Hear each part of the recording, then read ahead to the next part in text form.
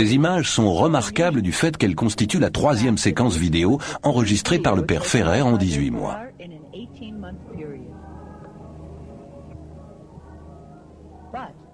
Il n'est cependant pas le seul à avoir pu filmer les ovnis plusieurs fois. De nombreuses autres personnes ont pu filmer les ovnis plusieurs fois au caméscope.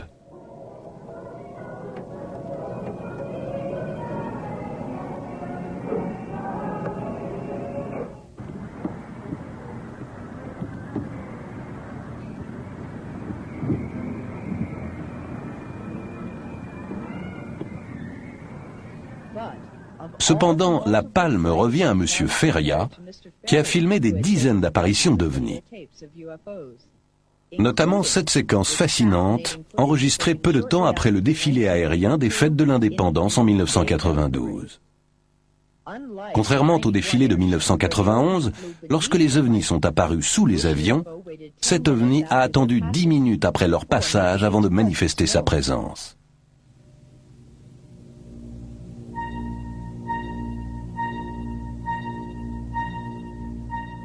Les ovnis apparus au-dessus du Mexique et suivis sur les écrans radars ont été classés en 7 types, en fonction de leur volume, de leur dimension et de leur masse. Le premier type est apparu pendant l'éclipse. Le deuxième a une forme d'ovni classique. Le troisième est une sphère qui semble comporter des ouvertures. Le quatrième ressemble à une toupie. Le cinquième est surnommé El Sombrero. Le sixième est triangulaire.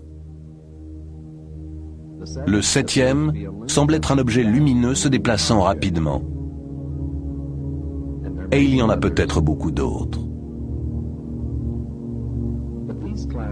Mais ces classifications n'ont rien de particulier car de nombreux objets correspondant à cette classification ont été vus dans d'autres endroits de par le monde.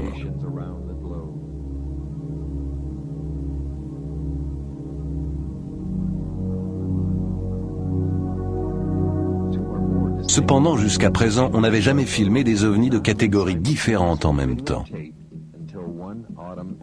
Et puis, un après-midi d'automne, c'est arrivé.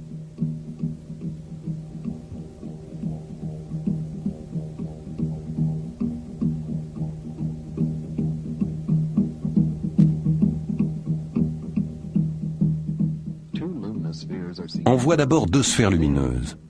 Ensuite, tandis qu'un objet sombre approche depuis la droite, la sphère lumineuse de gauche se met à descendre rapidement, permettant à l'objet sombre de passer entre les deux.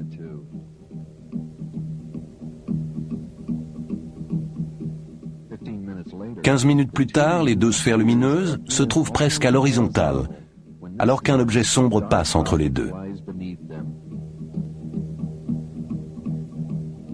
En utilisant la plus grande définition offerte par l'agrandissement numérique, on peut mieux distinguer ces ovnis.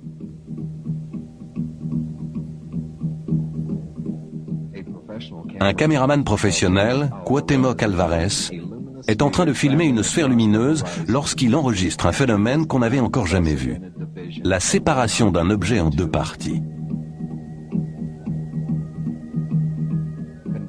En noir et blanc, on voit plus clairement la division se faire. Et l'objet inférieur tomber verticalement.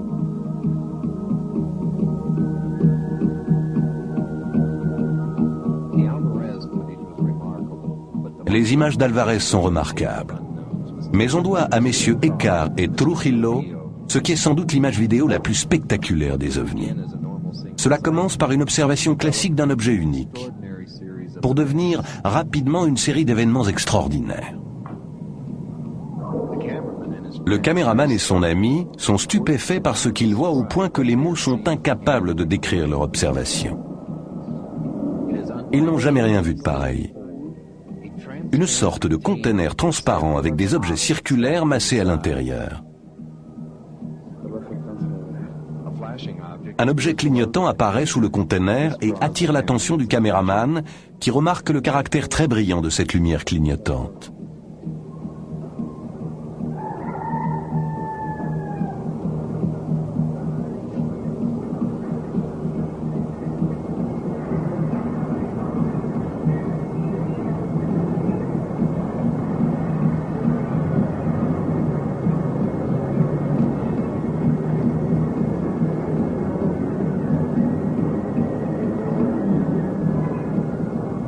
alcanza a ver algo que brilla.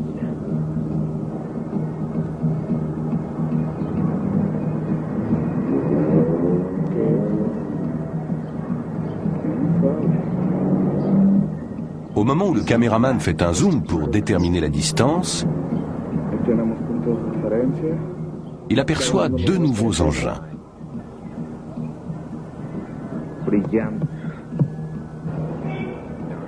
Il a maintenant 3 engins dans son objectif.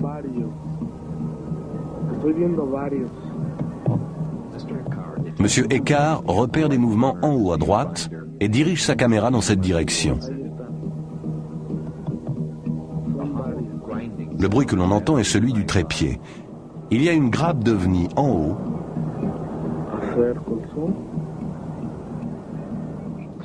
et 3 en bas.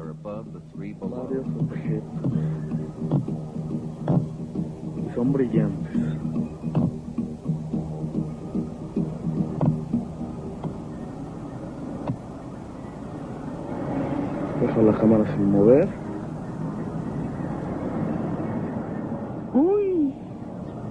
Le caméraman tremble d'émotion devant cet incroyable spectacle aérien. Et il y a de quoi. C'est la première fois que l'on enregistre au caméscope en plein jour une armada d'objets volants non identifiés au-dessus d'une grande ville.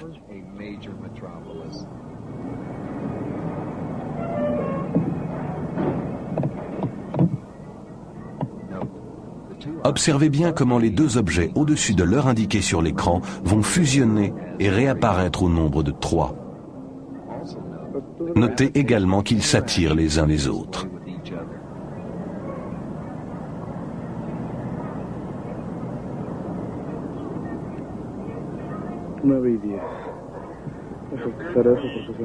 Il semble qu'il y ait une vingtaine de ces objets sur la même image. Nous avons étudié un seul plan, celui lorsque le caméraman relève la caméra. Et nous avons compté 1, 2, 3, 4, 5 ovnis qui sont clairement visibles sur cette image. Avec un zoom sur celui-ci, au milieu, nous retrouvons l'image de la palette de hockey. Celui du haut fournit un peu plus d'informations. Cet objet recouvre plus de 4 lignes de balayage sur la caméra initiale. Nous voyons au moins 1, 2, 3, 4, 5, 6, 7, 8, peut-être 9 et 10 objets là-haut. Prenons cette zone-ci et retirons la couleur. Cela augmente le contraste.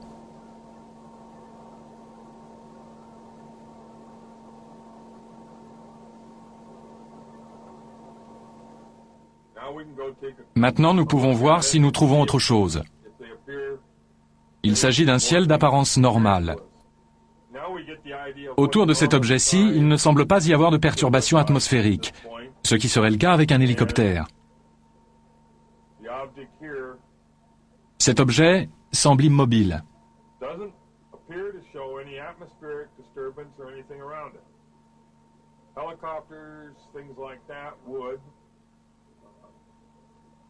This object doesn't appear to be moving very fast at all.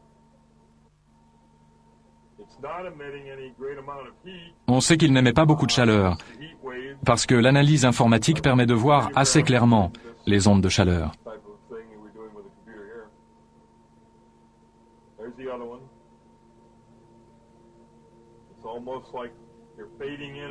Ces objets semblent faire des allers-retours.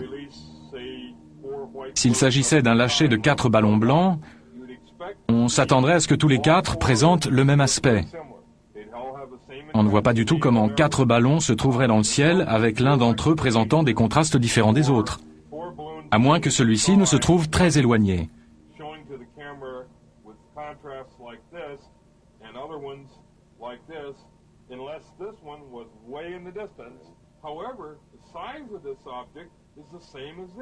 Mais la dimension de cet objet est identique aux autres.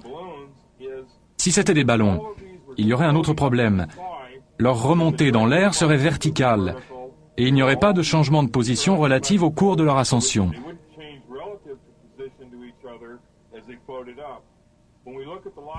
Or, si nous examinons la vidéo, plusieurs de ces objets semblent monter et d'autres descendre. Certains ne bougent pas du tout. Alors si celui-ci monte et celui-là se met à bouger horizontalement puis s'arrête, il est exclu qu'il s'agisse de ballons.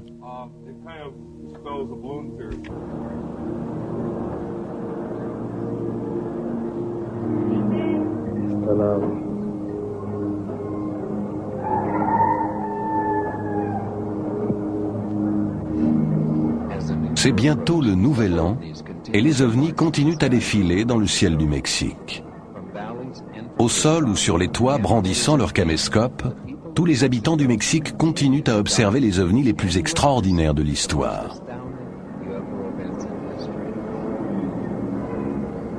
Se alcanza a ver algo que brilla.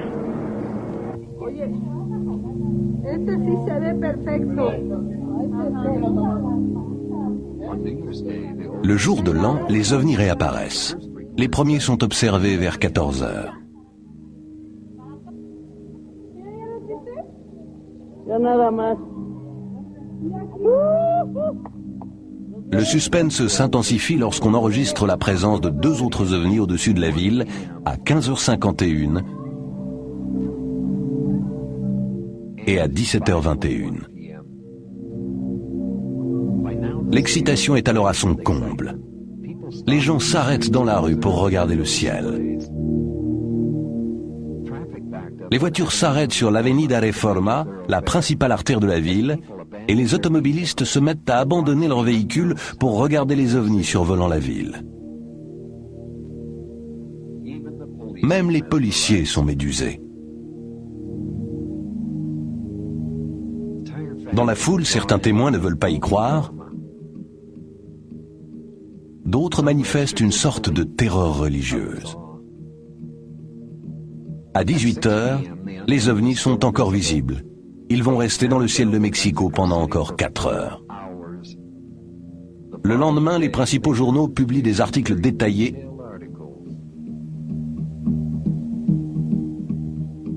et des photos fascinantes.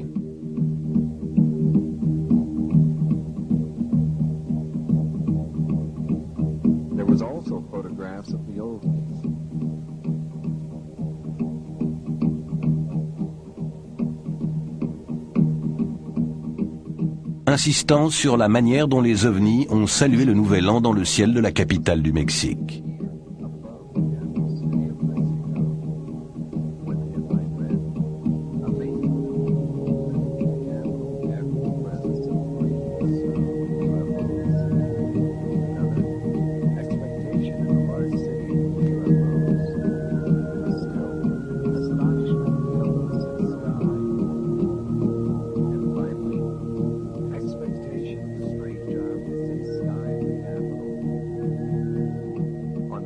En ce jour de Nouvel An, le Mexique est sorti de l'âge de l'innocence.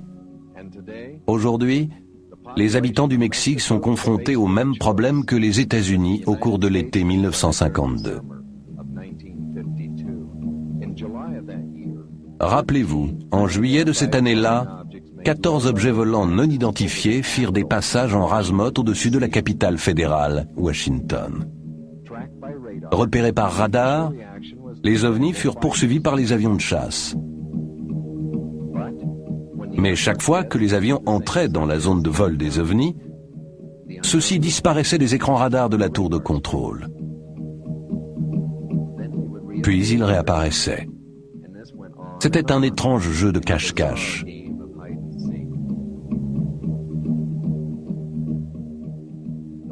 La Maison-Blanche et le Pentagone furent submergés d'appels téléphoniques.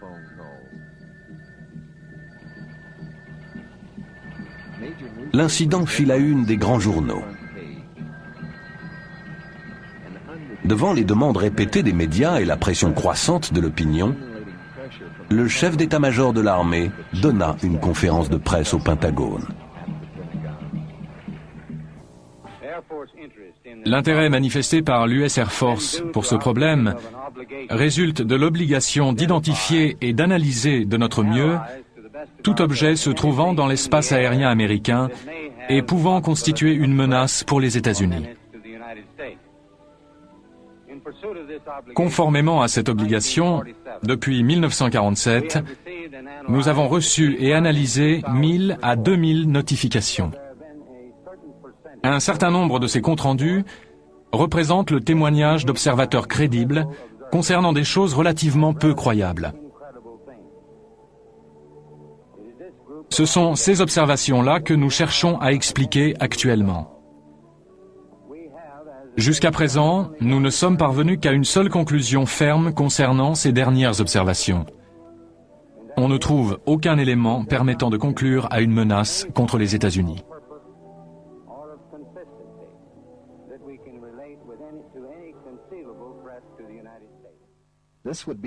C'était la première et la dernière conférence de presse officielle donnée par un représentant du gouvernement des États-Unis sur la question des objets volants non identifiés.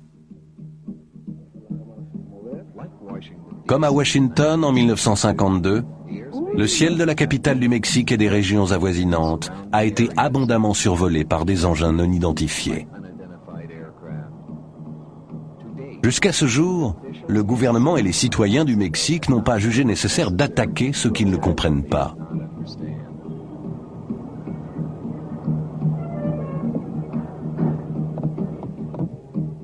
Nous pouvons espérer que dans l'avenir, ils continueront à faire preuve d'autant de courage et d'ouverture d'esprit.